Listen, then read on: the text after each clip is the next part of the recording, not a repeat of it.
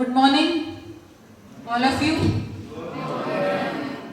And I am Suman Bharti, with the Chief Speaker of Adhyatmik Vishwavidyalaya, Spiritual University, feeling great, greeting the principal, staff and the students of Loyola College of Sikkim.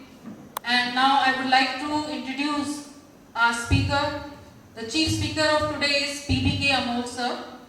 He has been working as an advocate in Delhi High Court and Supreme Court, and as an education, if I speak, he is mechanical engineer. He has done his law also from Delhi. Today he is going to speak on the topic demonic traits versus divine qualities. So now I would like to call Sir PBK Amol on the stage, and a brief introduction about Spiritual University. We all are from Spiritual University. In Hindi we call Adhyatmik Vishwavidyalaya. What is this Adhyatmik Vishwavidyalaya is about? In this school, we teach how to develop the characters, how to build up the characters of every individual, and we are for the mission all over India, and we are visiting universities and colleges just to boost how to control mind and how to concentrate on studies. So this much in detail our speaker would like to tell you. So we all welcome today's Chief Speaker of Adhyatmik Vishwavidyalaya, Amol sir. Om Shanti. I said Om Shanti. तपाईलाई कस्तो छ? आप हिंदी में comfortable रहेंगे या English में या mix? दोनों में कंफर्टेबल है, मिक्स, ठीक है. So today's topic is what are the divine qualities and what are the demonic traits. Topic spiritual plus present society जो है उसमें जो प्रैक्टिकल जो घटनाएं घट रही है उसको कोरिलेट करने की कोशिश करेंगे. Before beginning this seminar for 2 minutes we will do the meditation. I will tell you unique method of meditation जो आज तक आपने कभी इस तरीके का मेडिटेशन नहीं किया होगा. When you are doing the meditation at that time, do you close your eyes or your eyes are open? Close, yes.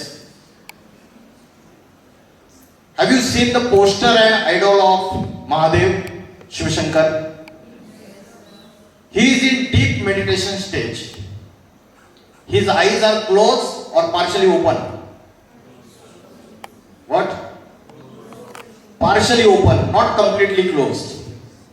So he is called as Mahayogi, Yogeshwar, Yogi Raj, and he is giving message to entire world that when you are doing the meditation, जब आप ध्यान करते हैं तब आपको आंखें बंद करके ध्यान नहीं करना है. And in Bhagavad Gita, God teaches Karma Yoga. Karma Yoga means remaining in meditation while performing karma. कर्म करते हुए ध्यान में रहना. हम क्या करते हैं? जब ध्यान करते हैं तो कोई कर्म नहीं करते, आंखें बंद करके बैठते हैं. उस समय आप खाना नहीं खा सकते, उस समय आप कोई भी काम नहीं कर सकते.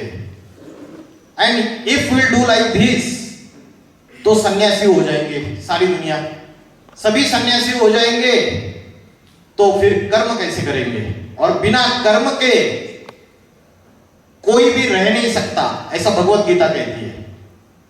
तो कर्म तो करने हैं सिंस मॉर्निंग टू नाइट. तो कोई ऐसी मेडिटेशन की मेथड है क्या जो कर्म करते हुए हम ध्यान में रह सकते हैं, गाड़ी चलाते वक्त भी ध्यान में रह सकते हैं? तो इसलिए हमें जो प्रैक्टिस करनी है वो आंखें खुली रख के प्रैक्टिस करनी है, बंद करके नहीं. In Bhagavad Gita chapter number 6 verse number 12 and 13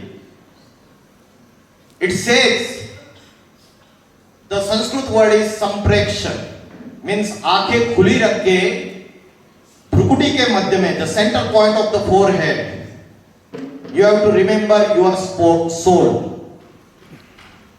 तो भगवत गीता में भी इसका रेफरेंस दिया हुआ है। एंड भगवत गीता टीचर्स कर्मयोग। So for 2 minutes will do the meditation. आपको सबको सीधे बैठना है, गर्दन सीधी, सिर सीधा, भ्रुकुटी के मध्य में मैं आत्मा चमकता हुआ सितारा हूं। I am a peaceful soul residing at the centre point of the forehead.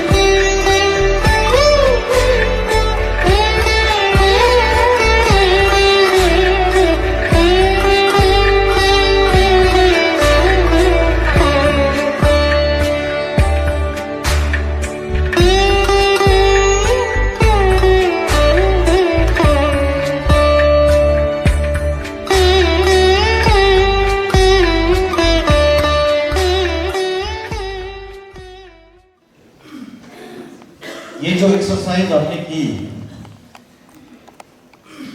This is mental exercise. और रोज हम जो करते हैं वो फिजिकल एक्सरसाइज करते हैं। We are very much focused about physical growth, लेकिन जो स्पिरिचुअल ग्रोथ है, माइंड को स्ट्रांग बनाना, इंटेलेक्ट को स्ट्रांग बनाना, हेल्दी बनाना और स्पिरिचुअल एनर्जी इंक्रीज करना, इसमें हम फोकस नहीं है। So today's topic is divine qualities and demonic traits. In every religion, whether it is Hindu, Muslim, Christian, there is one concept, स्वर्ग और नरक। मुस्लिम बोलते हैं जन्नत और जहन्नुम, क्रिश्चियंस बोलते हैं हेवन एंड हेल। तो सब रिलीजन्स में इस कंसेप्ट को एक्सेप्ट करते हैं कि स्वर्ग होता है और उसके बाद दुनिया नरक बनती है।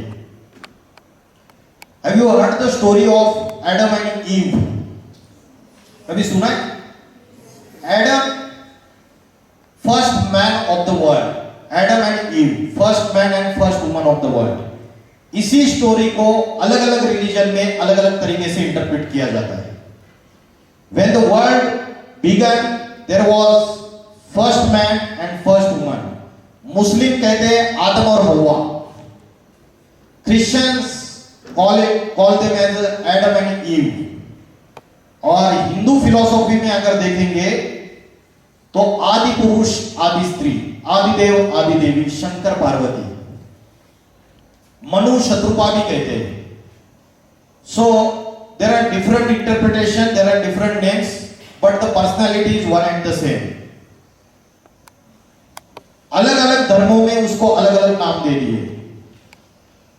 तो एडम और ईव के स्टोरी में यह बताया जाता है कि गॉड ने उनको हेवन में एडम और ईव को बोला कि आप जितना एंजॉय करना है यहाँ पे जितने भी फ्रूट्स है, जो भी पैराडाइज में एंजॉय करना है कर सकते हैं, लेकिन एक चीज के लिए मना कर दिया, there is one forbidden fruit, आपको वो फॉरबिडन फ्रूट नहीं खाना है। मुस्लिम लोग उस स्टोरी में बोलते हैं आदम और हव्वा की गंदुम फल, वो नहीं खाना है, बाकी जो करना है कर सकते हैं। तो हेवन पैराडाइज रहता है, एडम और ईव एंजॉय कर रहे, सडनली एक सर्प आता है, सरपंट, वन स्नेक कम्स, और वो ईव को अप्रोच करता है, परसुएट करता है कि अगर आप ये फल खाओगे तो आपके अंदर भगवान जैसा विजडम आएगा। और ईव एडम को अपनी इच्छा जताती है, and they both eat that forbidden fruit. और भगवान उनको वो फॉरबिडन फ्रूट खाने के बाद उनको धरती पर भेज देते हैं। हेवन एंड हो जाता है और हेल स्टार्ट हो जाता है। तो ये स्टोरी है, उसका इंटरप्रिटेशन क्या है? अगर उसका डीप स्पिरिचुअल मीनिंग हम समझने की कोशिश करेंगे तो there are two categories mention in Bhagavad Gita. This world is made up of only two types of animals, animal बोलो या प्राणी बोलो। एक है देवता और दूसरा है राक्षस, देव और दानव। मुस्लिम लोग कहते हैं, क्या बोलते हैं, फरिश्ता और शैतान, और क्रिश्चियंस लोग बोलते हैं एंजल और डेमन।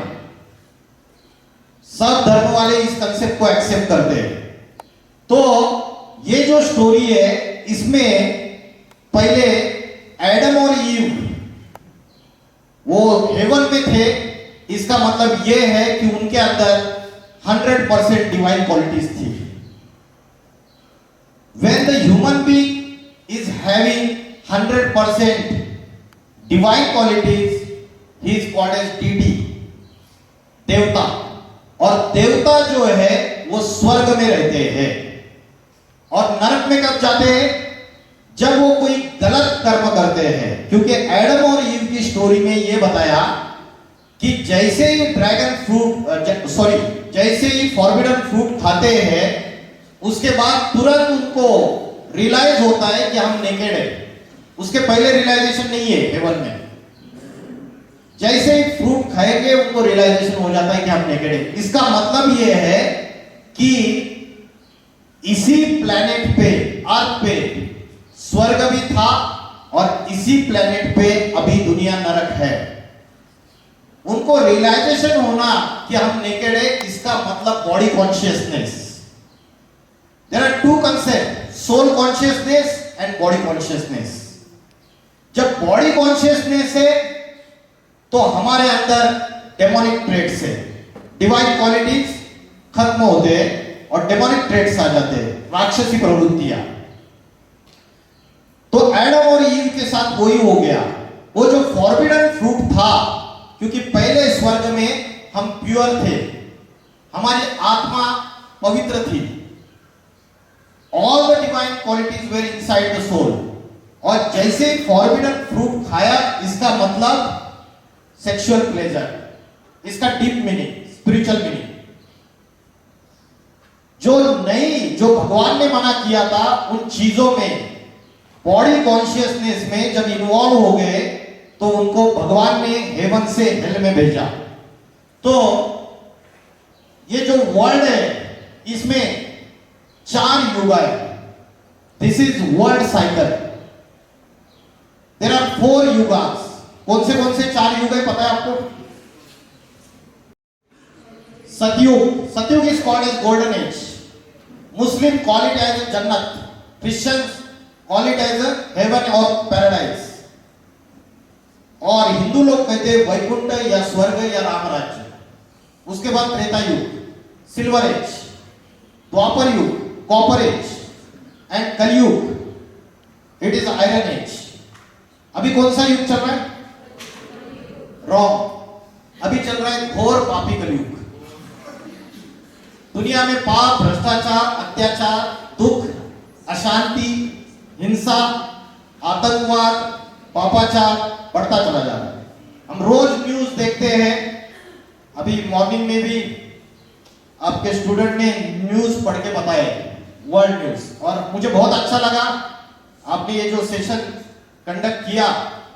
मैं पहला कॉलेज है क्योंकि आज तक मैंने मोर देन 500 कॉलेजेस में, यूनिवर्सिटीज में विजिट किया है ऑल ओवर इंडिया, और ये पहला कॉलेज है कि इतना अच्छा मॉर्निंग सेशन होता है, आपका प्रेयर होता है, रोज होता है क्या? वेरी गुड, बहुत अच्छा लगा। तो जो कंसेप्ट है, ये जो 4 युगों का जो साइकिल है वो रिपीट होता है। जैसे रात्रि के बाद दिन आता है और दिन के बाद रात्रि आती है, इन द सिमिलर मैनर पापी कलयुग के बाद पावन सतयुग आता है। तो ये साइकिल रिपीट होता है, और ये साइकिल कई बार रिपीट हो चुका है, ये 4 युगों का साइकिल। जैसे मकान पुराना बनता है तो पुराना मकान जो होता है उसमें कभी क्रैक्स आए दीवारों में, कभी छत में लीकेज हो गया है, तो मकान का मालिक क्या सोचता है? इसको रिपेयरिंग करना है। एक बार रिपेयरिंग करता है, 2 बार रिपेयरिंग करता है, 3 बार रिपेयरिंग करता है। बार बार रिपेयरिंग करने के बावजूद अगर मकान सुधर नहीं रहा है तो फाइनल डिसीजन क्या लेता है मकान का मालिक? पुराना मकान डिमोलिश कर देगा, नया मकान बांध के तैयार कर देगा। और जो फैमिली मेंबर्स है उनको पुराना मकान डिमोलिश करने से पहले ही नया मकान बना के उनको वहां ट्रांसफर कर देगा, फिर पुराना मकान डिमोलिश करेगा। इन द सिमिलर मैनर ये विश्व का मालिक कौन है? Who is owner of this world? God, Shiva, Ishwar, Allah, अलग अलग नामों से उसको पुकारते हैं हम। तो वो देखता है कि दुनिया में जब द्वापर युग से जब पाप कर्म बढ़ जाते हैं, व्यभिचार बढ़ जाता है, एडल्ट्रेशन, जब देखता है कि इस दुनिया में मनुष्य जो है उसके अंदर राक्षसी प्रवृत्तियां बढ़ जाती है, तो रिपेयरिंग के लिए महात्मा बुद्ध को भेजा, रिपेयरिंग करने के लिए जीसस क्राइस्ट को भेजा, रिपेयरिंग करने के लिए आदि शंकराचार्य को भेजा, रिपेयरिंग करने के लिए प्रॉफेट मोहम्मद को भेजा, रिपेयरिंग करने के लिए तुलसीदास, कबीरदास, सूरदास, मीराबाई, संत ज्ञानेश्वर, तुकाराम, अनेक संत महात्माओं को भेजा। लेकिन मुझे बताइए, इन सबके आने के बावजूद दुनिया नीचे गिरती गई या दुनिया ऊपर चढ़ी? क्या हुआ? नीचे गिरती गई। आज भारत में बड़े बड़े एक्सप्रेस हाईवे तैयार हो रहे हैं, मॉल्स बन रहे हैं, 5 स्टार होटल्स बन रहे हैं, रिसोर्ट्स बन रहे हैं। हम देख रहे हैं दुनिया तो बड़ी चमकीली धमकीली बहुत बढ़िया हो रही है, और आप बोल रहे हैं कि दुनिया नीचे गिर रही है। अगर मटेरियलिस्टिक वे में देखेंगे तो दुनिया ऊपर जा रही है, फिजिकल ग्रोथ, और अगर स्पिरिचुअल सेंस में देखेंगे तो डिग्रेडेशन, मोरालिटी जो है वो खत्म होती जा रही है। यस और नो? आज कॉलेजेस, यूनिवर्सिटीज में डॉक्टर्स तैयार हो रहे हैं, इंजीनियर्स तैयार हो रहे हैं, वकील तैयार हो रहे हैं, लेकिन क्या अच्छे कैरेक्टर वाले स्टूडेंट्स तैयार हो रहे हैं, ह्यूमन बीइंग तैयार हो रहे? यस और नो? आज पढ़ाई पढ़ के इंजीनियर बनते, डॉक्टर बनते और अपने पेरेंट्स को ओल्ड एज होम में एडमिशन दे देते। तो आज जो मोरालिटी है उसका डिग्रेडेशन हो रहा है, क्योंकि किसी भी कॉलेज यूनिवर्सिटी में स्पिरिचुअल एजुकेशन पढ़ाई नहीं जाती। आज जो एजुकेशन दी जा रही है वो फॉर्मल एजुकेशन है, सेक्युलर एजुकेशन है। इस एजुकेशन से आपको डिग्री मिलेगी बीएड की, और उसके बाद आपको जॉब मिलेगा। तो ये पेट भरने तक की सीमित विद्या है। इसके पहले आज अगर आप 150 साल पीछे जाएंगे तो भारत में गुरुकुल होते थे, और गुरुकुल में जो शिक्षा सिखाई जाती थी वो कैरेक्टर फॉर्मेशन की शिक्षा, चरित्र निर्माण की शिक्षा सिखाई जाती थी। आज साइंस के साधन आए, मोबाइल आए। 15-20 साल पहले जब मैंने इंजीनियरिंग किया था उस समय मेरे पास मोबाइल नहीं था। इंजीनियरिंग स्टूडेंट के पास भी मोबाइल नहीं थे उस समय। लैपटॉप्स आए, इंटरनेट टेक्नोलॉजी आ गई, रोबोटिक्स टेक्नोलॉजी आ गई, आर्टिफिशियल इंटेलिजेंस आ गया। लेकिन ये साइंस के साधन यूज करके ये mobile, social media, Instagram, Facebook, Snapchat, YouTube, ये सब यूज करके हमारी बुद्धि भ्रष्ट बन रही है या श्रेष्ठ बन रही है? राइटियस बन रही है या अनराइटियस बन रही है? अनराइटियस बन रही है। छोटे छोटे बच्चों की, 10 साल के छोटे बच्चे की भी बुद्धि अनराइटियस बन रही है। कैसे वो फोकस कर पाएगा पढ़ाई के ऊपर? जब हम रील्स देखते रहते हैं तो हमारा माइंड कॉन्सेंट्रेटेड और स्टेबल रहता है या अनस्टेबल ज्यादा रहता है? फोकस नहीं रहता है, अनस्टेबिलिटी बढ़ती चली जा रही है। छोटे बच्चे से लेकर बूढ़े तक आज किसी का भी मन कंट्रोल में नहीं है। तो सतयुग एंड त्रेता युग is heaven on the earth itself.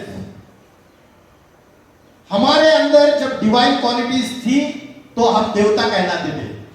आज मंदिर में जो देवी देवताओं की पूजा हो जाती है, कहते gods, there are many gods. Western culture में बोलते हैं there are many gods. Hinduism में बहुत सारे देवी देवता है, 33 करोड़ देवी देवता है। कहां से आए 33 करोड़? अभी दुनिया की पॉपुलेशन 8 बिलियन है। ये 33 करोड़ कौन थे? कहा आकाश में बैठते हैं क्या? और राक्षस कहाँ है? जमीन के नीचे पाताल में है क्या? ये मिसकंसेप्शन है। इसी धरती पर हेवन है, सतयुग और Treta Yug, golden age and silver age, and इसी धरती पे हेल है। आज हम हेल में हैं।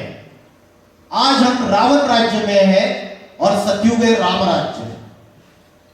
ये राम राज्य ऐसी आइडियल नेशन की कंसेप्ट है जहां एक जाति, एक धर्म, एक भाषा, एक राजा और एक राज्य। और आज क्या है? अनेक जातियां, अनेक धर्म, अनेक भाषाएं, अनेक वंश, वर्ण भेद, इन सब में लड़ाइयां चल रही है। सत्ता की लड़ाइयां चल रही है, अहंकार की लड़ाई चल रही है। तो द्वापर युग और कलयुग में डिवाइन क्वालिटीज धीरे धीरे धीरे धीरे कम होती जाती है और डेमोनिक ट्रेट्स बढ़ते जाते हैं मनुष्य के अंदर, क्योंकि बॉडी कॉन्शियसनेस आता है। और सतयुग और त्रेता युग में डिवाइन क्वालिटी ज्यादा है। तो आज कलयुग में हमारी सूरत तो मनुष्य की है, लेकिन हमारी सीरत, सीरत माना चलन, कंडक्ट, वो कैसा है? जानवर जैसा है, राक्षस जैसा हो चुका है। महाभारत में एक दुर्योधन और एक दुशासन की स्टोरी दिखाई और एक द्रौपदी दिखाई।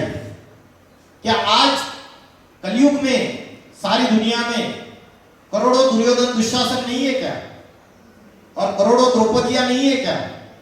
जिन द्रौपदियों का चीरहरण हो रहा है या नहीं है?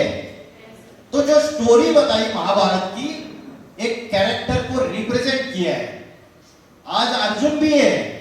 अर्जुन जो है वो बैटलफील्ड से भाग रहा था। Chapter number 1 of Bhagavad Gita. Arjun घबरा गया था, गांडीव धनुष्य उसके हाथ से नीचे गिर गया। वो थर थर कांप रहा था कि मैं युद्ध नहीं करूंगा, I will not fight this battle. Battlefield से पीछे भाग रहा था। आज हम भी बैटलफील्ड में, सब जो प्रोफेसर है उनका बैटलफील्ड अलग है, स्टूडेंट्स का बैटलफील्ड अलग है, आपके पेरेंट्स का बैटलफील्ड अलग है, जो आपकी मदर है उसका बैटलफील्ड अलग है, अगर वो हाउसवाइफ है तो, आपके फादर अगर वर्किंग है तो उनका बैटलफील्ड अलग है। और उस बैटलफील्ड में हम सभी युद्ध कर रहे हैं। ये युद्ध माया के साथ है। और माया क्या है? जो आत्मा के शत्रु है, enemies of the soul. There are 5 enemies of the soul. Do you know which are the enemies of the soul? जो कलयुग में राक्षसी प्रवृत्तियां हमारे अंदर आ जाती है, तो स्क्रिप्चर्स में ऐसा कहा है कि कलयुग में कली राक्षस ने सबके अंदर प्रवेश कर लिया है। वो कली राक्षस कौन है? Who is that devil? Do you know? Bhagavad Gita से there are 5 enemies of the soul. The first one is the lust, kaam, krodh, lobh, moh, ahankar. Lust, anger, attachment, greed and egoism. These are the 5 enemies of the soul. आपने सुना था इसके पहले? हाँ जी? Yes. Bhagavad Gita says lust is the biggest enemy of the soul, biggest enemy, and kill that lust enemy. अभी last year Calcutta में एक डॉक्टर महिला के साथ आरजीकर हॉस्पिटल में रेप और उसके बाद मर्डर की इंसिडेंट हुई, हमने सबने सुनी। भारतवर्ष से अपोजिशन हुआ, सबने बोला कि उनको फांसी की सजा दे दो। लेकिन मुझे बताइए, फांसी की सजा देने से, कैपिटल पनिशमेंट देने से क्या उसकी मेंटालिटी चेंज हो जाएगी? मानसिकता बदल जाएगी? उसकी आत्मा, भगवत गीता से सोल नेवर डाइज, जन्म मरण के चक्र में, रीबर्थ के साइकिल में, बर्थ एंड डेथ के साइकिल में सोल ट्रैवल करती है।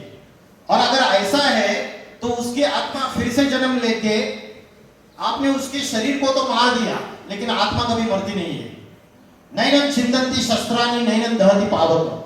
शस्त्र आत्मा को काट नहीं सकते और अग्नि आत्मा को जला नहीं सकती, भगवत गीता कहती है। तो आपने शरीर को तो मार दिया कैपिटल पनिशमेंट देके, लेकिन उसकी आत्मा जो है, उसके अंदर की जो मानसिकता थी वो चेंज नहीं हुई। इसलिए रीबर्थ लेके उसके अंदर फिर से वो संस्कार आएंगे। तो आज जो राक्षसी प्रवृत्ति है, राक्षसी जो संस्कार है, उसको बदलना जरूरी है। आज इतने स्ट्रिंजेंट लॉज इंडिया के अंदर बने हुए हैं और इतने लॉज होने के बावजूद क्राइम बढ़ रहा है या घट रहा है? क्राइम उसके बावजूद बढ़ रहा है।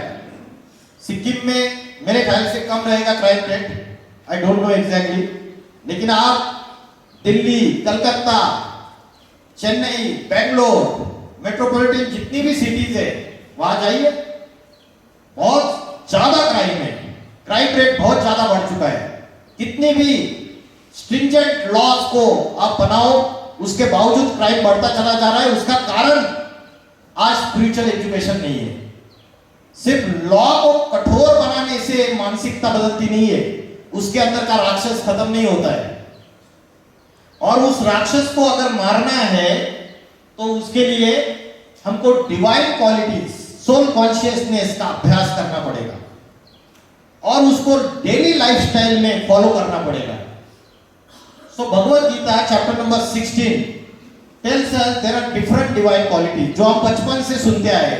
अहिंसा, सत्य, क्रोधस, त्यागम, दानम, दमश्च, यज्ञश्च, स्वाध्यायस्तप, आर्जवम, fearlessness, cleanliness, purity of mind and intellect, study of spiritual topics, simplicity, not to hurt anyone, truth, abstaining from anger, renunciation of the evil, peace, absence of greed, sweetness, modesty, absence of hatred, patience, forgiveness, absence of pride.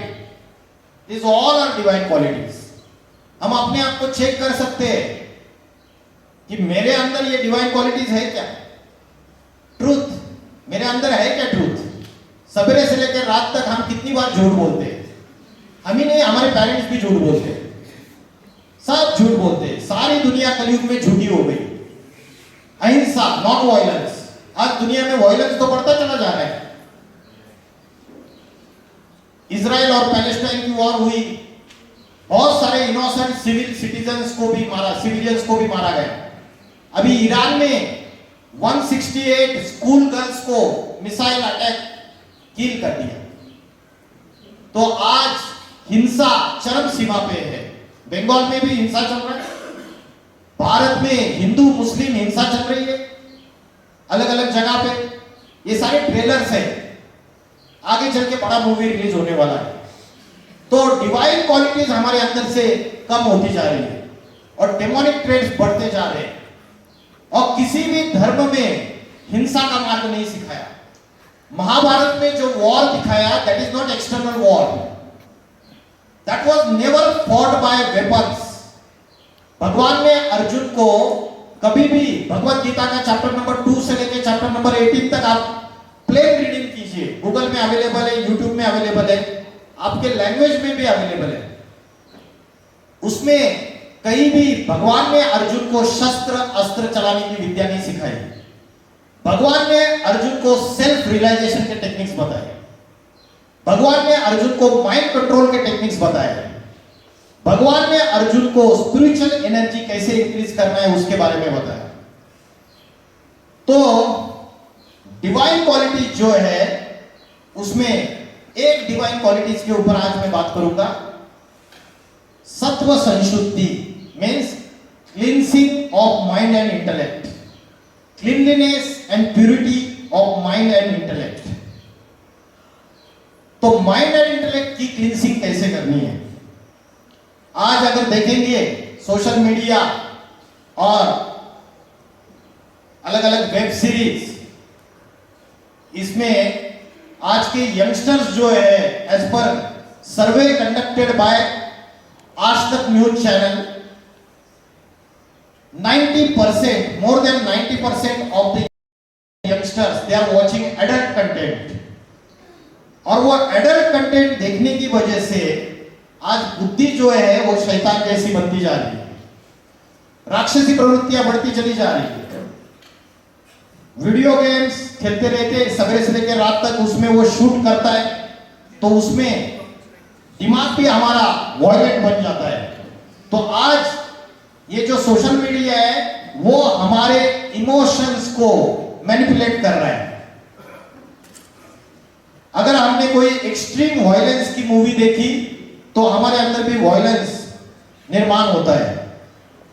तो ये जो negativity बढ़ती चली जा रही है आज समाज में, छोटे बच्चे से लेकर बड़ों तक, tension, depression, stress, anxiety, overthinking, insomnia, रात को नींद नहीं आती है, सुसाइडल थॉट्स, लोनलीनेस, ये समस्याएं बढ़ती चली जा रही है। As per news report, Rajasthan में कोटा सिटी है, पता है आपको? कोटा में कोचिंग इंस्टीट्यूट्स का हब है। मेडिकल एंट्रेंस एग्जाम इसकी प्रिपरेशन कराई जाती है, इंजीनियरिंग एंट्रेंस एग्जाम की प्रिपरेशन कराई जाती है। As per news reports, since last 4 years 54 students have committed suicide in Kota. तो आज बड़े बड़े इंजीनियर्स, वकील, इंटेलेक्चुअल, आज सेलिब्रिटीज, बॉडी बिल्डर्स, ये भी सुसाइड कर रहे। क्यों? क्योंकि आत्मज्ञान की कमी है। आत्मा की जो नॉलेज है वो नहीं है, बाकी सारी नॉलेज है, हिस्ट्री की नॉलेज है, साइंस की नॉलेज है, ज्योग्राफी की नॉलेज है, सब नॉलेज है। ये सारी जो एजुकेशन है ये सेक्युलर एजुकेशन है, फॉर्मल एजुकेशन है, लेकिन स्पिरिचुअल एजुकेशन की नॉलेज नहीं।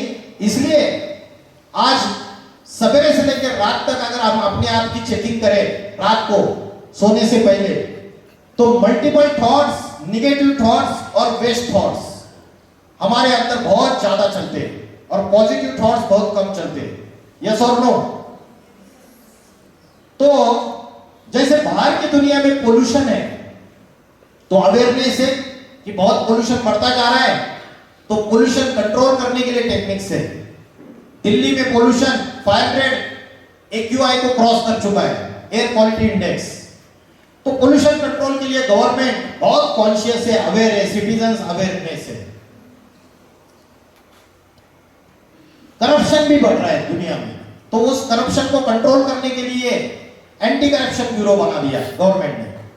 और दुनिया में, भारत में गार्बेज बढ़ रहा है तो स्वच्छता अभियान चालू कर दिया प्राइम मिनिस्टर ने। भारत के 10-12 साल से चल रहा है, और सोसाइटीज, रस्ते, गलियां, रेसिडेंशियल सोसाइटी, सारे साफ सफाई की जाती है। तो हम बाहर का गार्बेज की cleansing, pollution control, corruption control, इसके लिए अवेयर है, कॉन्शियस है। हम उसके लिए अलग अलग आंदोलन भी करते हैं, लेकिन जो इंटरनल पोल्यूशन है और जो इंटरनल करप्शन है, जो माइंड और इंटेलेक्ट के अंदर है, और जो इंटरनल गार्बेज है, जो माइंड और इंटेलेक्ट के अंदर रोज एक्यूमुलेट हो रहा है, इसकी क्लींसिंग कैसे करनी है, इसके बारे में हम अवेयर है क्या, और हमारी गवर्नमेंट अवेयर है क्या? यस और नो? क्योंकि गांधी जी के 3 बंदर थे। कौन से 3 बंदर थे? See no evil, hear no evil and talk no evil. हम इन तीनों बंदरों को रोज वायलेट करते हैं। चौथा बंदर है थिंक नो इविल, उसको भी वायलेट करते हैं। तो ये गार्बेज हमारे माइंड और इंटेलेक्ट में एक्यूमुलेट हो रहा है। बाहर की सफाई के लिए हम बहुत अवेयर है, लेकिन इंटरनल सफाई के लिए अवेयर नहीं है। गाड़ी की सर्विसिंग करते हैं क्या 4-5 महीने में, और याद भी रखते हैं, डायरी में डेट भी मेंशन करते हैं कि भाई ये इसके बाद मोबाइल में भी रिमाइंडर डाल देते हैं। गाड़ी की भी सर्विसिंग होती है। अच्छा, बॉडी की भी डिटॉक्सिफिकेशन होती है। डायबिटीज है, ब्लड प्रेशर है, दूसरी प्रॉब्लम से डॉक्टर बोलता है डिटॉक्सिफाई करनी पड़ेगी बॉडी। लेकिन आत्मा का क्या, मन और बुद्धि की डिटॉक्सिफिकेशन कैसे करनी है? तो ये सारे प्रॉब्लम्स है। आज छोटे बच्चे से लेके बड़े तक किसी का भी मन स्थिरम नहीं है, मन भटक रहा है। तो इसका सॉल्यूशन क्या है? तो what is the solution? The solution is self realisation. आज साइंस ने बहुत सारे क्वेश्चंस के आंसर फाइंड आउट किए, but science also doesn't know the answer of the question who am I, मैं कौन हूं, मेरी रियल आइडेंटिटी क्या है, what is my permanent identity. Science के पास भी इस प्रश्न का जवाब नहीं है। तो आज हम हमारी आइडेंटिटी भूल चुके हैं। अगर मैं आपको पूछता हूं आप कौन है, तो आप बताएंगे कि मैं लड़का हूं, ये जवाब देंगे आई एम अ गर्ल। कोई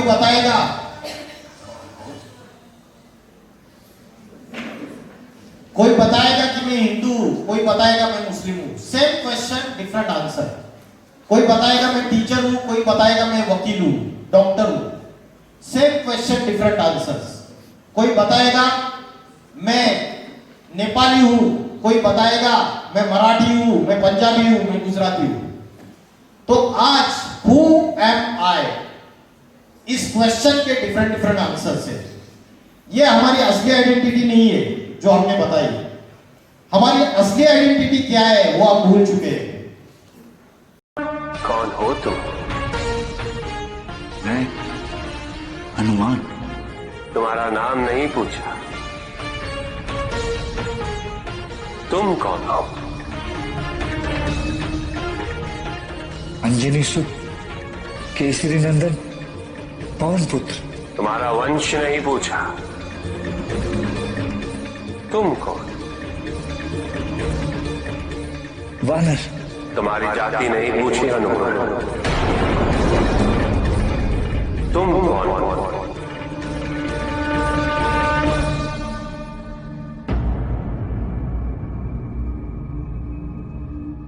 मुझे ज्ञात नहीं, मुझे केवल ये ज्ञात है कि मुझे कुछ ज्ञात नहीं।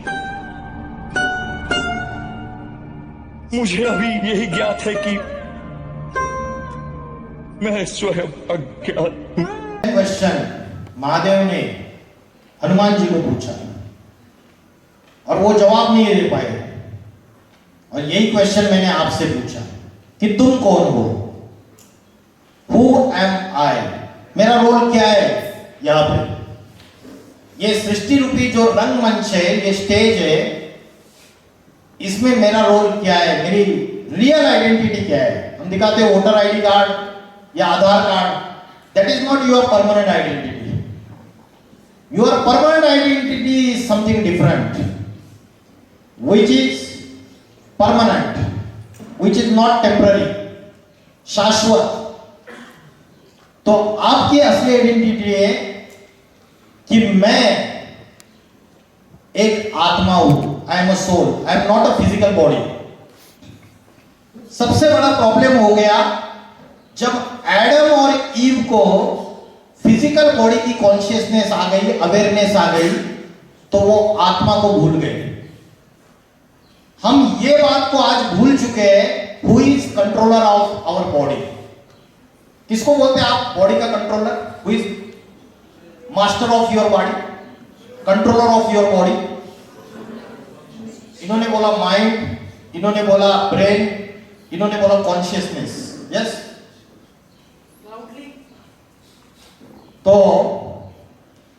इन्होंने सही आंसर दिया कॉन्शियसनेस। कॉन्शियसनेस मतलब आत्मा। ये हमारे शरीर का मालिक है, कंट्रोलर है। आज जो मॉडर्न साइंस है इसमें हम समझते हैं कि ब्रेन शरीर का मेन है, हेड नहीं। जो ब्रेन है वो भी फिजिकल बॉडी का एक ऑर्गन है। ब्रेन डेड होने के बावजूद व्यक्ति जिंदा रह सकता है क्या? पॉसिबल है? पॉसिबल है, लेकिन अगर आत्मा निकल जाए शरीर से तो डेड बॉडी है। तो आत्मा हमारी असली आइडेंटिटी है और आत्मा कभी मरती नहीं। It leaves one body, it takes immediately another body, it enters into the womb of the mother और दूसरा नया जन्म ले लेती है। जैसे हम कपड़े बदलते हैं वैसे आत्मा शरीर रूपी वस्त्र बदलता है। तो आत्मा जो है वो कहां रहती है? शरीर में। उसका ध्यान करना हम भूल गए। हम हमारे पिता को भूल गए। पिता को भूल गए। कितने पिता है हमारे? एक पिता होते हैं या दो पिता होते हैं? आप बोलेंगे क्या क्वेश्चन पूछ रहा हो, एक ही पिता होता है? मैं बोल रहा हूं दो पिता होते हैं, दो बाप होते हैं, टू फादर्स।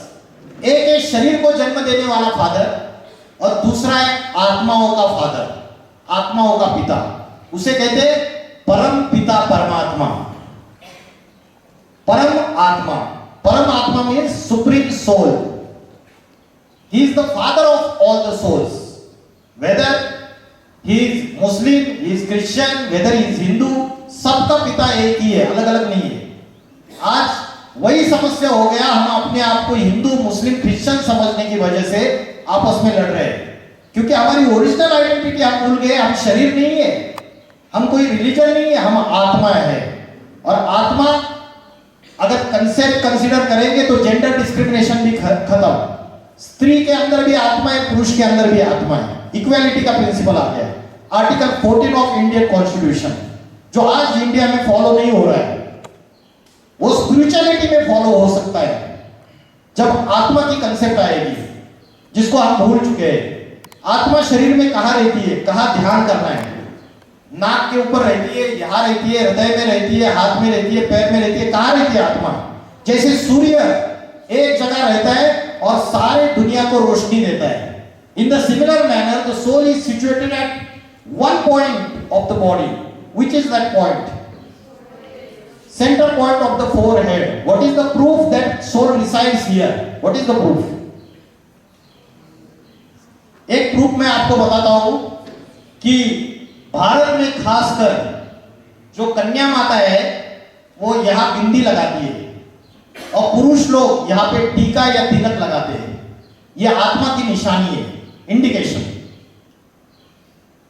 हजारों साल पहले जब भारत के ऋषि मुनियों को यह पता चला कि मनुष्य बॉडी कॉन्शियसनेस में आ रहा है, वो सोल को भूल गया है, आत्मा का ध्यान करने भूल गया है, क्योंकि आत्मा राजा है, टॉप पे बैठता है और बाकी ये सेंस ऑर्गन्स है उसके नीचे। तो बाकी ऑर्गन्स का हमें ज्यादा ध्यान है। भूख लगती है तो पेट की तरफ बुद्धि जाती है, और भी दूसरी इंद्रियों का जो सुख भोगना है, प्लेजर एंजॉय करना है, उसके तरफ हमारी बुद्धि जाती है। लेकिन ये जो टॉप में बैठा हुआ राजा है, इसकी तरफ कभी बुद्धि नहीं जाती है। तो सोल कॉन्शियसनेस को भूल गए। इसलिए ऋषि मुनियों ने हजारों साल पहले जब मनुष्य बॉडी कॉन्शियसनेस में आ गया तो ये ट्रेडिशन की शुरुआत की, बिंदी लगाने की और टीका लगाने की।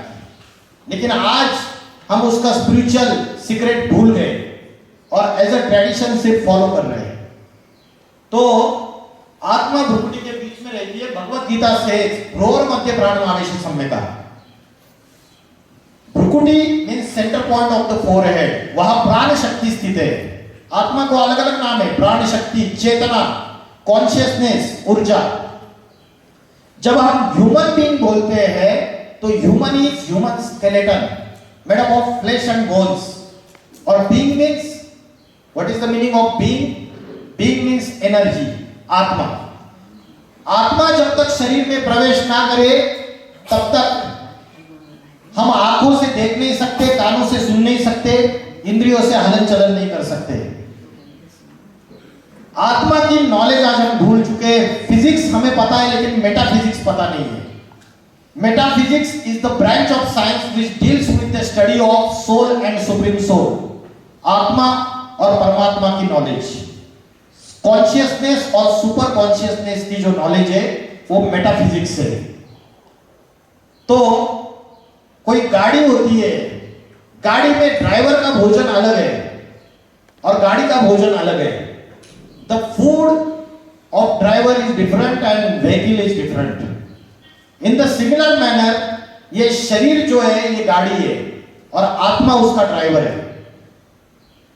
तो शरीर का भोजन अलग है और आत्मा का भोजन अलग है। इस बात को आप मानते हैं? शरीर का भोजन तो रोज हम 3 बार लेते हैं दिन में, बिना भूले, किसी को याद भी नहीं दिलाना पड़ता।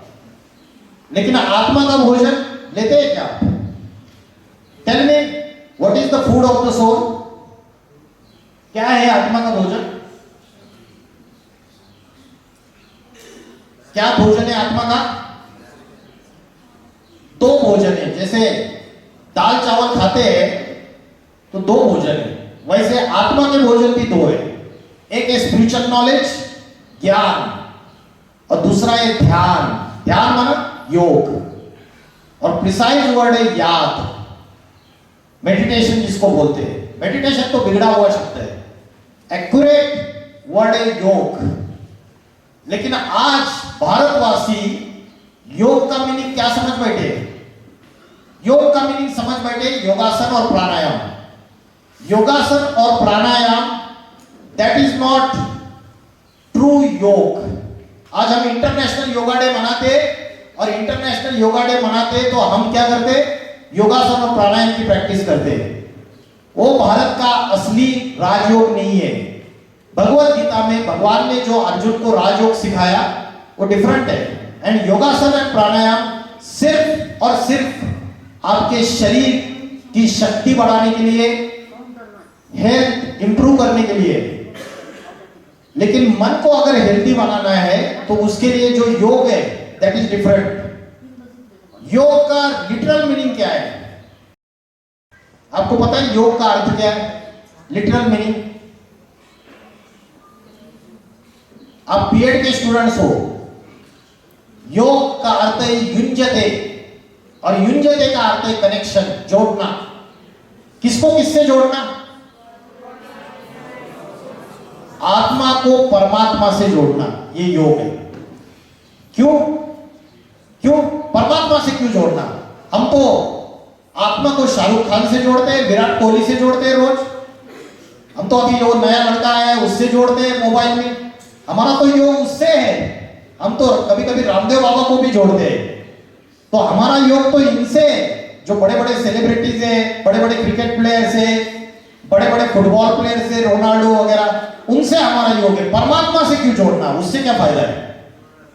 छोटी बैटरी जो है उसको अगर चार्जिंग करना है तो बड़ी बैटरी से कनेक्शन जोड़ना पड़ता है। और बड़ी बैटरी जो है वो परमात्मा है, जो ज्ञान का सागर है, जो पवित्रता का सागर है, जो प्रेम का सागर है, जो आनंद का सागर है, जो शांति का सागर है। आज हमारे पास पैसा है लेकिन शांति नहीं है, आनंद नहीं है, प्रेम नहीं है, सेल्फलेस लव नहीं है। डिवाइन क्वालिटीज हमारे अंदर की गायब होती जा रही है। तो अगर हमें वो सारी चीजें फिर से चाहिए तो हमें परमात्मा से कनेक्शन जोड़ना पड़ेगा। तो योग इस शब्द का अर्थ मैंने आज आपको बताया। क्या अर्थ है बताओ? आत्मा का परमात्मा से जो कनेक्शन है वही योग है। आत्मा को परमात्मा से जोड़ना, इसको योग कहते हैं। तो फूड ऑफ द सोल, कितने लोग रोज ये भोजन लेते हैं बताइए? रोज लाइफस्टाइल में सवेरे कौन सा समय अच्छा है मेडिटेशन का? अर्ली मॉर्निंग, ब्रह्म मुहूर्त, उसको अमृत वेला भी बोलते हैं। उस समय भगवान भाग्य बांटने आता है, और साइंस मानता है कि उस समय कॉस्मिक एनर्जी सबसे ज्यादा होती है, उस समय प्योर वाइब्रेशन होते हैं एटमॉस्फेयर के, और उस समय अगर आप उठ जाए जल्दी 4 बजे उठ जाओ, सवेरे 2 बजे से लेकर पौने 5 बजे तक का समय ब्रह्म मुहूर्त का समय है। जो योगी व्यक्ति होता है, भगवत गीता कहती है, वो प्रातः समय ब्रह्म मुहूर्त के समय उठ जाता है और अपने मन को कंट्रोल करने का, अपनी इंद्रियों को कंट्रोल करने का अभ्यास करता है। और जो भोगी व्यक्ति है वो कितने बजे तक सोता है? 8 बजे तक सोता रहेगा, कोई ये 10 बजे 11 बजे तक सोते रहेंगे, वो भोगी है। तो भगवत गीता में 2 कैटेगरीज दी। तो ब्रह्म मुहूर्त के समय जल्दी उठ के आप रोज हाफ एन आवर मेडिटेशन कर सकते हैं। कैसे करना है मैंने आपको लेक्चर के शुरुआत में बता दिया, उसको आप फॉलो कर सकते हैं। और दूसरा है spiritual knowledge. Spiritual knowledge theory है और योग प्रैक्टिकल है। अगर स्पिरिचुअल नॉलेज नहीं लेंगे तो नेचुरल मेडिटेशन नहीं होगा, आर्टिफिशियल होगा। आर्टिफिशियल मेडिटेशन क्या है? जैसे आप आंखें बंद करके बैठते हैं, बच्चा लॉयला कॉलेज से बीएड करके अमेरिका चला गया और आपकी मां यहां पे बैठी हुई है नामचीन में, तो मां वीडियो कॉलिंग ट्राई कर रही है आपको, आप अमेरिका में हो, तो वीडियो कॉलिंग का नेटवर्क मिल नहीं रहा है, तो मां बच्चे को जब याद करती है तो फिर क्या करती है? आंखें बंद करके बैठती है क्या? सच्चे दिल से आंखें खुली रख के याद करती है, नेचुरल। जहां प्रेम है, जहां मोहब्बत है, वहां नेचुरल याद आती है। मां को बच्चे का फोटो ढूंढने की जरूरत है? फोटो देख के याद करने की जरूरत है क्या? नहीं। मां को कोई म्यूजिक लगाने की जरूरत है बच्चे को याद करने के लिए, या कोई डांस करने की जरूरत है? महाराष्ट्र में जब गणेश जयंती होता है, गणपति का उत्सव होता है, तब शराब पी के डांस करते हैं भगवान को याद करने के लिए। तो ये सारा आर्टिफिशियल है या नेचुरल है? ईश्वर से अगर कनेक्शन जोड़ना है तो ईश्वर का ज्ञान भी होना चाहिए। इसके लिए रोज 1 घंटा स्पिरिचुअल नॉलेज सुनना है तो नेचुरल हो जाएगा। आर्टिफिशियल तो बहुत सारे कोर्सेज दुनिया में, पर्सनालिटी डेवलपमेंट, मेडिटेशन के, वो सारे आर्टिफिशियल मेडिटेशन सिखाते हैं। जब आपको ईश्वर की नॉलेज आएगी तो स्वतः ही याद आएगा, उसको फोर्स करने की जरूरत नहीं है। तो मैंने आपको बताया there are 5 enemies of the soul. कौन से बताए थे?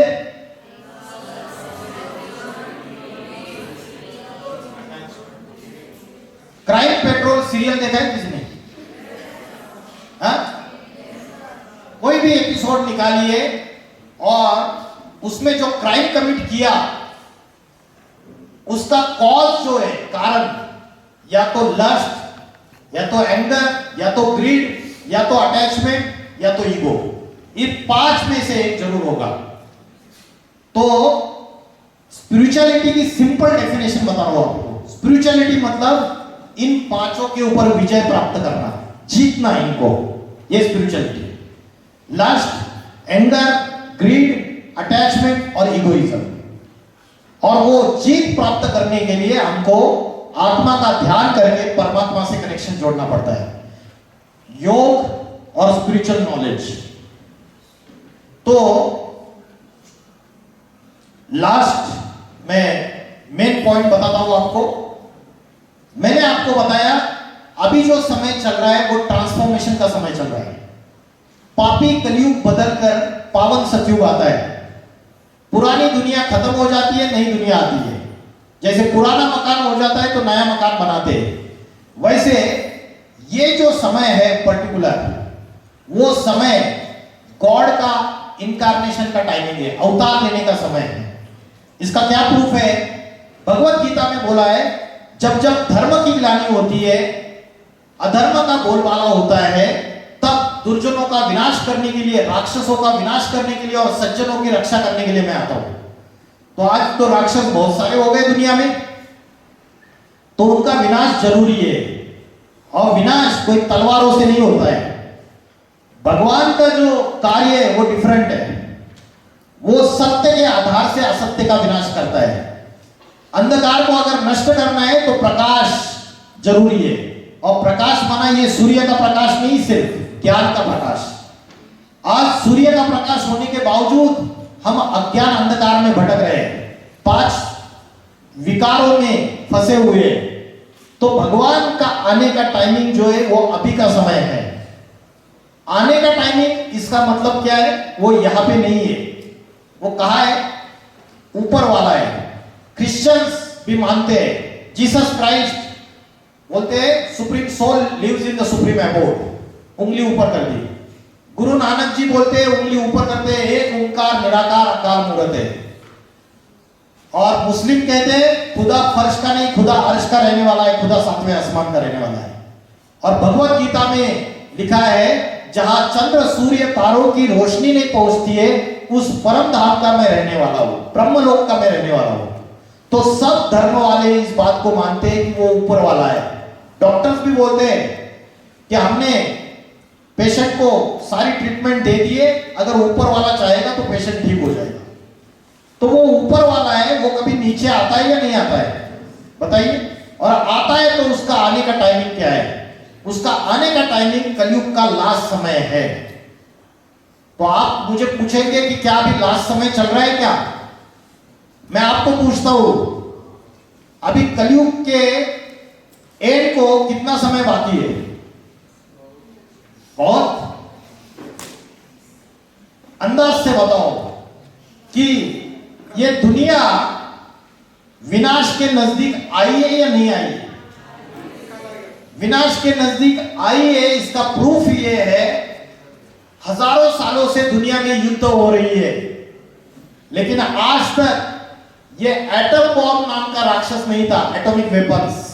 सेकंड वर्ल्ड वॉर में भी लास्ट में तैयार हुआ 1945 में, रॉबर्ट ओपेनहाइमर ने एटम बॉम्ब का इन्वेंशन किया 1945 में। और जापान में हिरोशिमा और नागासाकी, ये 2 सिटीज के ऊपर उसका एक्सपेरिमेंट किया गया, लाखों लोग मर गए, आज भी सजा भुगत रहे। और 1945 के बाद अभी 2026 आफ्टर 80 इयर्स छोटे से छोटे कंट्री के पास एटॉमिक वेपन्स है, न्यूक्लियर वेपन्स है। ये बड़ा से बड़ा राक्षस है, सबको खा लेगा। रिमोट कंट्रोल का एक बटन दबाने की देर है, 1 सेकंड में ये सारी दुनिया खलास हो सकती है। इतनी न्यूक्लियर वेपन्स अमेरिका, रशिया और बाकी भी छोटी से छोटे कंट्री के पास है। अभी भी अमेरिका और ईरान का जो फाइट चल रहा है वो सिर्फ और सिर्फ न्यूक्लियर वेपन्स के लिए। अमेरिका दादागिरी कर रहा है कि आपको यूरेनियम की एनरिचमेंट नहीं करनी है, और खुद आप गुरुजी बैंगन खाए, दूसरों को तरकीब बताए। आपके पास, अमेरिका के पास ढेर सारे न्यूक्लियर वेपन्स है और आप ईरान को डरा रहे हो। तो ये न्यूक्लियर वेपन जो है आज सबमरीन्स के रूप में समुद्र में भी है, हवा में भी तैरने के लिए तैयार है और जमीन पे भी मार करने वाले हैं। तो आज ये सारी दुनिया बारूद के ढेर पे खड़ी हुई है, एक चिंगारी लगने की देर है। अगर थर्ड वर्ल्ड वॉर हुआ तो न्यूक्लियर वॉर जरूर होगी, और न्यूक्लियर वॉर होगी तो इतनी भयानक होगी कि लाशें बिछेगी। तो ये प्रूफ है कि मॉडर्न साइंस ने जो डेवलपमेंट की, मॉडर्न साइंस ने मनुष्य के विनाश के सारे साधन तैयार कर लिए, एक्सटर्नल भी तैयार कर लिए। एक्सटर्नल विनाश तो हो ही रहा है और इंटरनल विनाश भी हो रहा है, इंटरनल डिस्ट्रक्शन। और इंटरनल डिस्ट्रक्शन है हमारे माइंड और इंटेलेक्ट के अंदर, इंटरनल डिस्ट्रक्शन। वो कैसे हो रहा है, ये मोबाइल, ये जो साधन यूज कर रहे हैं आज का युवा, ड्रग्स, गांजा, अफीम, नशा, दारू, इनके पूरी तरीके से आदि हो चुका है। तो निगेटिविटी पूरी तरीके से घुस चुकी है। तो ये समय जो है ये परिवर्तन का समय है, और इसी समय जब सारे धर्म आपस में झगड़ा कर रहे हैं, सत्य धर्म का ज्ञान आज मनुष्य भूल चुका है, इस समय परमात्मा शिव, गॉड फादर इस धरती पर अवतार लेते हैं, अभी ले चुके हैं, और सहज राजयोग की शिक्षा पढ़ाते हैं। ये सहज राजयोग जो है, जो आपको सामने चित्र दिखाई दे रहा है, इसमें ये व्यक्ति जिस आसन पे बैठा है वो आत्मा का ध्यान कर रहा है और परमात्मा को याद कर रहा है ब्रह्म मुहूर्त के समय। और जिस आसन पे बैठा है वो 4 पिलर्स के ऊपर बेस्ड है। The first one is the ब्रह्मचर्य। ब्रह्मचर्य का अर्थ है celibacy. Celibacy means self control. आज हमारा सेल्फ कंट्रोल है क्या? जो युवा है उनका सेल्फ कंट्रोल नहीं है आज अपनी इंद्रियों के ऊपर। तो सेलिबसी मतलब मन के ऊपर भी कंट्रोल, वाचा के ऊपर भी कंट्रोल और कर्मों के ऊपर भी कंट्रोल, इंद्रियों के ऊपर भी control. The second one is शुद्ध अन्न। ये शुद्ध अन्न क्या है? Pure food. जैसे खाओगे अन्न वैसे बनेगा मन, और जैसे पियोगे पानी वैसे होगी वाणी। अन्न का मन से कनेक्शन है। आप में से कितने लोग मानते हैं कि अन्न का कनेक्शन मन से है? हेल्दी माइंड का कनेक्शन हेल्दी फूड से है। हेल्दी फूड मतलब प्योर फूड। कितने लोग मानते हैं इस बात को? अच्छा, एक ने हाथ उठाया, इन्होंने भी हाथ उठाया। तो मैं आपको एक एग्जांपल देता हूं। अब दूसरी बात, अगर भारत में किसी भी सत्संग में जाओ आपको एक रूल बताएंगे वो लोग। एक रूल ऐसा बताएंगे कि प्याज और लहसुन नहीं खाना है। उनको पूछेंगे क्यों नहीं खाना है प्याज और लहसुन? क्योंकि प्याज और लहसुन जो है वो हमारे अंदर की राक्षसी प्रवृत्तियों को बढ़ाता है, हमारी इंद्रियों को उत्तेजित करता है, एक्साइट करता है। क्योंकि प्याज लहसुन जब खाते हैं तो डायरेक्टली दिमाग की नसों से कनेक्शन है, नर्व से, और उसकी वजह से एक्साइटमेंट आती है। और जो लोग सत्संग में जाते हैं वो अपने मन के ऊपर कंट्रोल करने के लिए जाते हैं, अपने इंद्रियों को कंट्रोल करने के लिए जाते हैं। इसलिए शुद्ध अन्न, प्योर फूड, सिर्फ प्याज लहसुन की बात नहीं हो। तो एक एग्जांपल दिया मैंने आपको। आप रेस्टोरेंट में जाते हो, होटल में जाते हो, वहां शेफ खाना बना रहा है, कुक कर रहा है फूड, और खाना बनाते वक्त उसके मन में पापी विचार चल रहे हैं, प्रोस्टिट्यूट के पास जाने के विचार चल रहे हैं, उसके मन में किसी का मर्डर करने के विचार चल रहे हैं, और वो खाना बना रहा है, डिलीशियस डिश कुक करके आपको सर्व कर रहा है। लेकिन जब वो खाना बना रहा है तो उसके आंखों से और हाथों से वाइब्रेशन निकल रहे हैं, और उन वाइब्रेशन का असर उस अन्न के ऊपर होता है, और वो अन्न जो सेवन करता है, जो ग्रहण करता है, उस व्यक्ति के माइंड में उस शेप के अंदर जो थॉट चल रहे थे वो ट्रांसमिट हो गए। इसको बोलते हैं एक्सचेंज ऑफ एनर्जी। आपने सुना है एक्सचेंज ऑफ एनर्जी? किसी ने सुना है एक्सचेंज ऑफ एनर्जी? आप अगर गांव में जो लोग होते हैं ना, भारत में जो गांव है उनमें लोग होते हैं, वो अगर किसी दूसरे के घर में जाते हैं ना, इवन लड़की की शादी भी जहां की है उनके भी घर में जाएंगे या किसी के भी घर में जाएंगे तो पानी भी नहीं पीते। पूछेंगे पानी लेंगे क्या पानी पी के आए, खाना खाएंगे क्या खाना खा के आए। क्यों? क्योंकि पता है एक्सचेंज ऑफ एनर्जी। अगर जिस घर में गए वहां पति पत्नी और बच्चे दिन रात झगड़ा करते रहते हैं तो उनकी जो एनर्जीज है वो एनर्जी उनके फूड से आपके पास जरूर आएगी। Exchange of energy.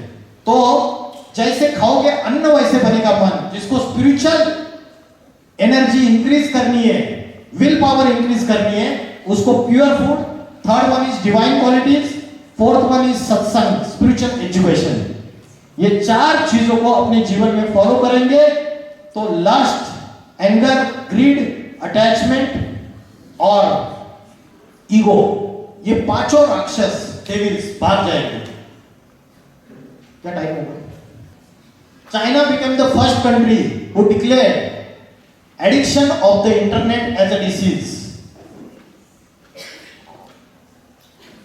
This is one episode survey conducted by famous journalist Sudhir Chaudhary, आज तक चैनल। जिस समय हमारे देश में चारों तरफ महिलाओं की सुरक्षा की बात हो रही है, लोग कह रहे हैं कि महिलाओं को अपराधों और अपराधियों से आजादी कब मिलेगी।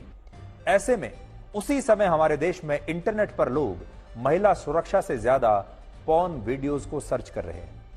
10 अगस्त से 20 अगस्त के बीच, मैं यही 10 अगस्त से 20 अगस्त के बीच की बात कर रहा हूं, अभी की पिछले हफ्ते की, भारत में गूगल पर पॉर्न वीडियोस को सर्च करने का एवरेज इंटरेस्ट 90.8% रहा है, जबकि जॉब्स यानी नौकरियों को सर्च करने का एवरेज इंटरेस्ट हमारे देश में सिर्फ 17.4% रहा है। और कोलकाता की इस रेप और मर्डर की घटना को सर्च करने का एवरेज इंटरेस्ट 30% रहा है। यानी इंटरनेट की सर्च हिस्ट्री में पॉर्न वीडियोस के मुकाबले नौकरी और महिला सुरक्षा का मुद्दा दूर दूर तक नहीं है। सबसे ज्यादा शर्मनाक बात यह है कि इसी देश में लोग इंटरनेट पर कोलकाता की घटना का रेप वीडियो ढूंढ रहे हैं। ये हरियाणा यूनिवर्सिटी है, इसमें 5 यूनिवर्सिटी के बच्चे इकट्ठा आए थे। एक सीनियर पुलिस ऑफिसर का डी एडिक्शन के ऊपर एक लेक्चर था, सेमिनार, और उसके बाद एक स्टूडेंट ने क्वेश्चन पूछा। Just watch this. सर हमने इतना बड़ा ये कार्यक्रम देखा नशा मुक्ति अभियान का, और यूनिवर्सिटी नशे का सबसे बड़ा एपी सेंटर है। सर आज हम 5 यूनिवर्सिटी के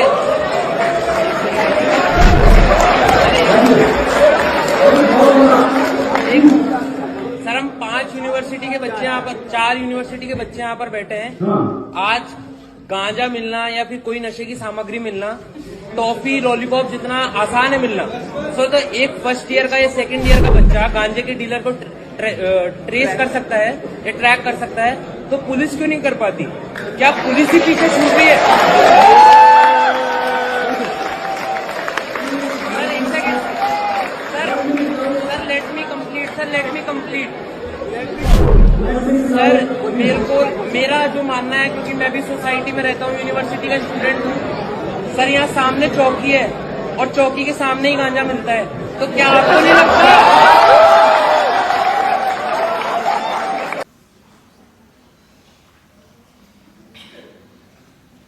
This is the time of transformation from Dalit to secure. I have one scientific evidence. 1947 में अल्बर्ट आइंस्टीन, रॉबर्ट ओपेनहाइमर और बाकी जो साइंटिस्ट है, उन्होंने वॉशिंगटन में एक डूम्सडे क्लॉक बनाया, प्रलय की घड़ी। और वो जो डूम्सडे क्लॉक है, उसमें जो 2 हैंड्स है, वो जब 12 o'clock के ऊपर आएंगे तो सारी दुनिया का विनाश हो जाएगा।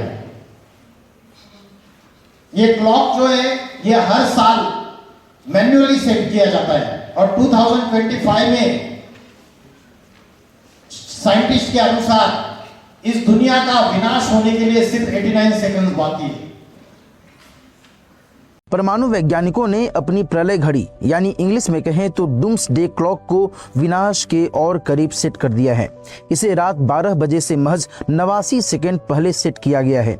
इसका मतलब है कि मानवता का विनाश महज 89 सेकंड दूर है। पिछले साल इसे 1 सेकंड पीछे यानी 90 सेकंड पर सेट किया गया था। सीधे सीधे कहा जाए तो पिछले साल के मुकाबले इस साल खतरा बढ़ गया है।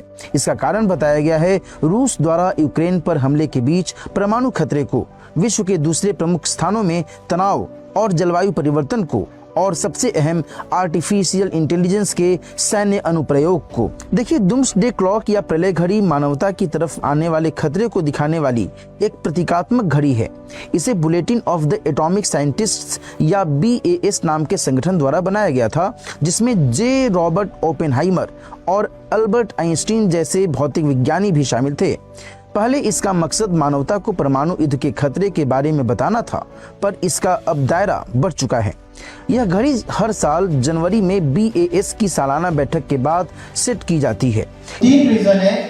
First one is the nuclear war, second reason is natural calamities, earthquake, ज्वालामुखी, महासुनामी, एनवायरमेंटल डिग्रेडेशन, ग्लोबल वार्मिंग, और तीसरा रीजन है खास भारत में हिंदू मुस्लिम सिविल वॉर्स। सो ये मेजर रीजन से आज सारे भारतवासी, जैसे पेशेंट को जब लास्ट थोड़ा समय बचा है तो वेंटिलेटर पे बिठाते हैं डॉक्टर, अंतिम सांसें गिन रहा है पेशेंट, वैसे सारी दुनिया अभी अंतिम सांसें गिन रहे। कोरोना की जो बीमारी आई थी एक छोटी सी ट्रेलर थी, आने वाला समय बड़ा महाविनाशक है। और आज अगर आप पैलेस्टाइन के लोगों को पूछोगे तो वो बताएंगे, आप यूक्रेन के लोगों को पूछेंगे तो वो बताएंगे। जो दूसरे देशों में आज जो स्थिति है वो भविष्य में वर्ल्ड वॉर का रूप लेने वाली है, इसमें कोई दो राय नहीं है। बड़े बड़े जो प्रेडिक्टर्स है उन्होंने प्रेडिक्शंस किए। The popular predictor is Nostradamus. Have you heard the name Nostradamus? अब गूगल में सर्च करो, नॉस्ट्राडेमस, किरो, कीट, Anderson, Jules Verne, Baba Vanga, Bharat में गोपीनाथ शास्त्री, कल्कि पुराण, इनकी भविष्यवाणी है। और इनकी भविष्यवाणी के अनुसार 21st सेंचुरी में उत्तर भारत में एक महापुरुष का अवतार होगा। वो योगी होगा, योगी होगा। वो आत्मा और परमात्मा की नॉलेज देगा। वो ऐसे रहस्य प्रकट करेगा कि बड़े बड़े साइंटिस्ट सरप्राइज हो जाएंगे। और बोला कि आगे चल के वो महापुरुष ऐसी आध्यात्मिक क्रांति लाएगा और ऐसा आध्यात्मिक संगठन स्थापन करेगा कि दुनिया में एक जाति, एक भाषा, एक राज्य, एक धर्म स्थापन हो जाएगा और भारत विश्वगुरु बन जाएगा। पापी कलयुग का विनाश और नवयुग, न्यू वर्ल्ड की एस्टेब्लिशमेंट। तो वर्ल्ड वॉर 3 अगर हो गया तो न्यूक्लियर वॉर जरूर होगी और कुछ ऐसा नजारा दिखेगा। अगर एटॉमिक वेपन्स का एक्सप्लोजन होगा तो अर्थ का टेम्परेचर इंक्रीज हो जाएगा। अर्थ का टेम्परेचर इंक्रीज हो जाएगा तो नॉर्थ पोल और साउथ पोल में जो ग्लेशियर्स है वो मेल्ट हो जाएंगे। एज पर नासा's रिपोर्ट अभी भी मेल्ट हो रहे हैं और मेल्ट होने से समुद्र का जलस्तर बढ़ जाएगा। Mean sea level will increase और उसकी वजह से बड़े बड़े आइलैंड्स समुद्र के अंदर सबमर्ज हो जाएंगे। अमेरिका, यूरोप, ऑस्ट्रेलिया, न्यूजीलैंड, ये सारे आइलैंड्स है, ये सारे समुद्र के अंदर चले जाएंगे। नासा की रिपोर्ट्स के अनुसार आने वाले 5-6 सालों में भारत में बॉम्बई, चेन्नई, कलकत्ता, विशाखापट्टनम, कांडला, ये सारे शहर समुद्र के अंदर चले जाएंगे।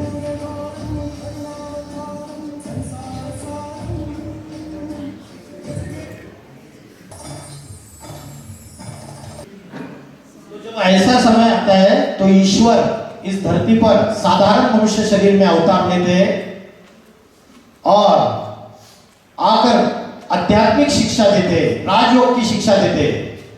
आज बड़े बड़े वर्ल्ड पीस कॉन्फ्रेंस कर रहे हैं लेकिन शांति स्थापन नहीं हो रही है। भगवान आते हैं तो वो शांति स्थापन करते हैं। इसलिए शंकर इस शब्द का अर्थ है शम करोति, जो सारी दुनिया में शांति लाता है, शांति की देवता। इसलिए इंडियन स्क्रिप्चर्स में 3 देवताओं का नाम है, ब्रह्मा, विष्णु और Shankar. God, G means generator, O means operator and D means destroyer. तो शंकर को बोलते हैं डिस्ट्रॉयर, विनाश करता। विष्णु को बोलते हैं ऑपरेटर, पालना। और ब्रह्मा को बोलते हैं यूनिवर्स का क्रिएटर या जनरेटर। तो ये कार्य भगवान स्वयं आके गुप्त रूप में, गुप्त भेष में आकर कर रहे, आध्यात्मिक शिक्षा दे रहे। आज आपको ये स्पिरिचुअल मैसेज हम दे रहे कि ईश्वर का अवतरण भारत की धरती पर हो चुका है। आप सभी अपने लाइफस्टाइल में राजयोग की शिक्षा, आध्यात्मिक शिक्षा धारण कीजिए और अपने आत्मा को पवित्र बनाने का ये जो ज्ञान है उसको अपने जीवन में अप्लाई कीजिए। क्योंकि जब पुरानी दुनिया बदल के नई दुनिया जाएगी तो नई दुनिया में आज जो पॉपुलेशन है 8 बिलियन, ये सारे नहीं जाएंगे। पापात्माओं का विनाश और सत्य की स्थापना होती है। तो कौन जाएंगे, कौन सरवाइव करेंगे? वो जाएंगे जिन्होंने आध्यात्मिक ज्ञान को अपने जीवन में धारण करके अपनी आत्मा को पवित्र बनाने की कोशिश की है। काम, क्रोध, लोभ, मोह, अहंकार, इनको ऊपर विजय प्राप्त करने का अभ्यास किया है। तो इतना बोलकर मैं रुकता हूं। ओम नमः शिवाय।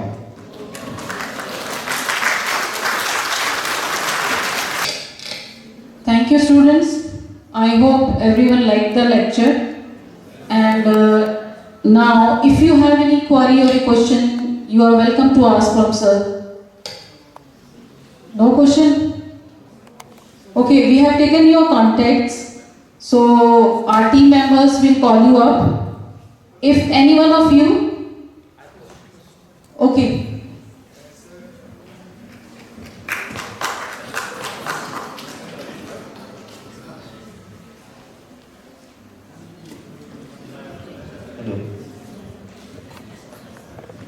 Thank you, ma'am. Thank you, sir. This session is very good, very beneficial for us. My question is, you told us meditation. आपने बोला कि ये बिगड़ा हुआ है ना? I did master of yoga in Maharashtra, but all the universities that follows yoga, asana, pranayama, and Ministry of Education also follows yoga, asana, pranayamas, and Tibet also follows yoga, asana, pranayama, and 84 countries are follows yoga, asana, pranayama, है ना? But you are telling meditation बिगड़ा हुआ है. Tell me the reason behind it. Because I taught the students also yoga, asana, pranayama. I have two questions. I have another question also. पहले question Yeah.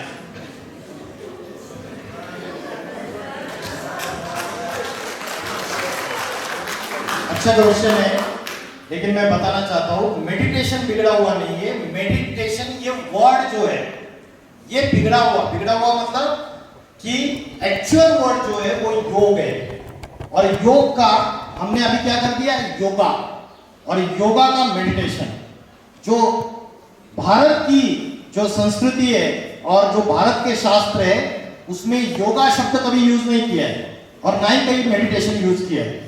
भले similar word है, लेकिन योग मतलब युंजते, जोड़ना, आत्मा को परमात्मा से जोड़ना. अभी योग में भी अष्टांग योग है, ठीक है. अष्टांग योग में एक चीज है योगासन और प्राणायाम. मैंने ये कहा कि हमारा ये मिसकंसेप्शन हो चुका है, हम योग बोलने से हमें लगता है योगासन और प्राणायाम, इतना ही. ये मेरा कहना है. लोग क्या समझते हैं, योग मतलब योगासन और प्राणायाम. योगासन और प्राणायाम शरीर को स्वस्थ रखने के लिए, लेकिन आत्मा को अगर हेल्दी बनाना है और स्पिरिचुअल पावर अगर इंक्रीज करना है तो उसके लिए राजयोग. और योग इस शब्द का मैंने असली अर्थ बताया. योग माना आत्मा का परमात्मा से कनेक्शन. तो मैं आपकी चीजों से पैरेलल हूं, लेकिन एक चीज है, आज सारे भारतवासी भले यूनिवर्सिटीज भी पढ़ा रही है, लेकिन ये बात तो भूल गए ना कि आत्मा का परमात्मा का कनेक्शन योग है.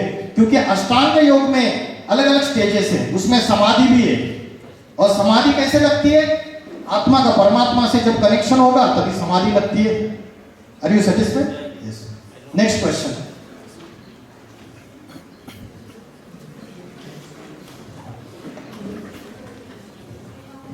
Hello. Because nowadays everybody's schedule is too busy, hectic schedule from morning to night. To tell us how do we follow the spiritual path, you're telling us in a simple way, simple technique in between our daily work. Tell us a simple technique we can follow this. Simple technique ये है, morning and night, सोने से पहले 1 घंटा जो आपके पास है उसमें हाफ एन आवर आपको कोई स्पिरिचुअल नॉलेज यूट्यूब पे अवेलेबल है, अलग अलग सोशल मीडिया प्लेटफॉर्म्स पे अवेलेबल है. हमारा आध्यात्मिक विश्वविद्यालय का यूट्यूब चैनल भी है, वेबसाइट भी है. आपको जो बुक्स दिए जा रहे हैं उसमें लिखा हुआ है. तो आप half an hour spiritual knowledge सुनिए और 15 मिनट्स आप सोने से पहले मेडिटेशन कीजिए.